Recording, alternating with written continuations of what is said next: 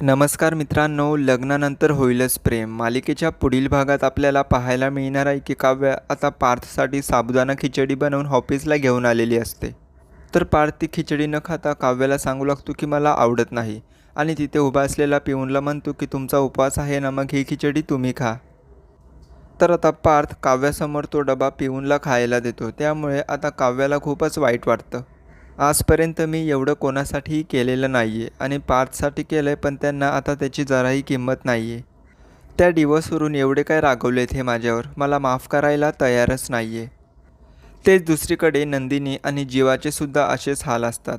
नंदिनीला मनवण्यासाठी जीवाने आनंद निवासमध्ये पाणीपुरीचा stall उभा केलेला असतो. जीवा आता नंदिनीला म्हणतो की पाणीपुरी तुझी फेवरेट आहे ना, तर चल मग आज आपण चॅलेंज करूया. नंदिनी म्हणते की आता माझी पाणीपुरी फेवरेट नाही आहे.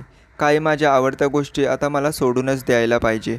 आणि नंदिनी आता एकही पाणीपुरी खात नाही. त्याचमुळे जीवाला खूपच वाईट वाटतं. तर प्रेक्षकांनो, तुम्हाला काय वाटतं? आता तरी नंदिनी पार्थने या दोघांना माफ करायला हवं.